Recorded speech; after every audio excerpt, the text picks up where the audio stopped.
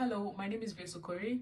The purpose of this video is to evaluate two different videos that illustrate the concept of agenda setting in counseling sections. I'll provide an evaluation of the counseling techniques applied by both counselors, expressing my personal viewpoints and highlighting my preferences and criticisms. In doing so, I'll also be emphasizing the common difficulties that counselors may face in agenda setting, which can also be relevant to my own practice. Additionally, I will discuss the techniques I could employ to address these issues. But before that, I would want to discuss the necessary steps that counselors need to successfully set up an agenda setting in their therapeutic environment. According to Helen Kennelly et al. 2013, agenda setting involves 7 steps in order for counselors to ensure that time is used effectively. The first step, which is the brief review of the events of the past week. This first step helps the counselor to review the client's mood and discuss any event or situation that occurred between the time of the previous section and the current one. This allows the client to state any fluctuations in mood and an overall check-in on the client's well-being before diving into the discussions. The second step is a review of the last section. It serves as a follow-up from the conversation from the last section, so clients can share what they understand and briefly going over the points that were raised previously. It also helps the counselor to get feedback on what is working and whether or not any learning is achieved. The third step is the assessment of current mood. This is being used to assess how the client is feeling using a scale, and this can be done using BDI, BAI, or informally through questions. The fourth step is a review of homework. If any homework was assigned during the previous section, this stage allows monitoring the client's engagement and addressing any issues that may have arose from the assigned task. This phase has the ability to motivate clients to either continue doing their homework or starting if they haven't done so already. The fifth step, this is the section's main topic for discussion. This step is where the day's area of focus is planned, and usually counselors can help clients to figure out what areas they would like to prioritize for the current section. The sixth step is the homework or assignments. If applicable, a counselor can assign homework for clients to take home after therapy. The seventh step is feedback. This last few minutes allows the client to share how the section went and providing feedback for how they feel towards the end of the section. From the first video by Grantee made in 2015, the counselor was able to review the events from the last week by asking how the client was feeling over the last few days, and this gave room for the client to share the current situation. From the video, the counselor was observed to was reviewing the last section and asked questions about the last section, and the client was able to give feedback on the skills they utilized from their last homework and the progress that was made. Both the counselor and the client could identify the strengths, and also the counselor assessed the client's mood, which allows the clients to open up about their feelings and areas of concerns that were happening and affecting them. In the video, the counselor also used the step where he assessed the mood by asking how the client was feeling, and the client answered saying they were good.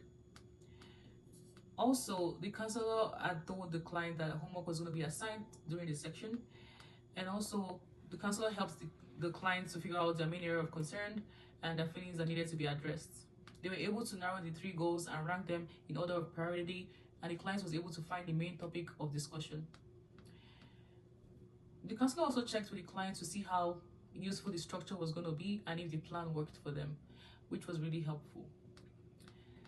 From the second video by Qualia Counseling Services made in 2017, the counselor first asked the client how they were feeling, and personally, I feel the counseling session felt interrogative, and the counselor was leading this section. I was not giving room for the client to share most of their feelings in a more relaxed manner.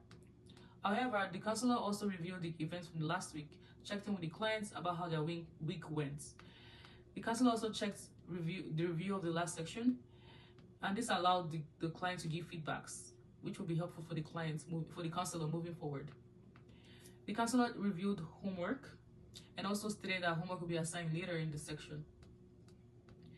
One main point that I liked during the video was that the counselor wrote down the areas of concerns on the board that the client had brought up, and they were able to find the section's main topic for the current therapy section. After watching both videos, I have a preference for the first video because the section followed the steps in a more natural manner, which allows for a more better conversation and the client was able to share their thoughts. I also like the sitting position between the counselor and clients because this has a positive impact on their therapeutic relationship because they were sitting on the same level in a more relaxed manner. The counselor also helped guide the client to figure out their main area of concerns and the feelings that needed to be addressed. They were able to narrow the 3 goals, and the counselor was guiding the clients along the way. The client's strength was also acknowledged and they seemed more heard. However, I would have liked to see more noting down of agenda, and also I did not see a specific measure of assessment of mood by the counselor.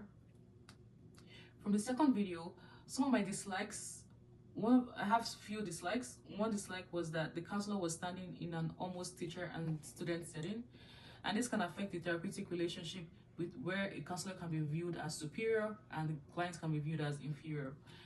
And also the counselor's body language seems closed up, and I also had the feeling that the clients did not feel relaxed. Another dislike I had for this video was the fact that a different measure was used to assess mood from the current section. In the last section, BDI was used, and in the current section, the counselor had asked on a scale of 1 to 10 how the client was feeling. And based on the text that we were reading, it is recommended that a counselor uses the same measure every week, so as to track how the client's progress is. From Egberg 2014, they also pointed out 3 possible challenges that can arise during agenda setting. The first, which is when the I don't know patient who has difficulty identifying anything to put on their dissection agenda. And I don't know patient is a patient that when asked questions, they usually have nothing to answer. So clients that have nothing to say when asked questions during agenda setting might need more help in figuring out the areas of concerns.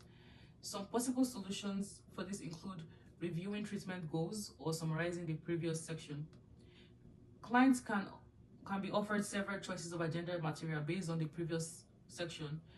Also, counselors can assign agenda setting for homework.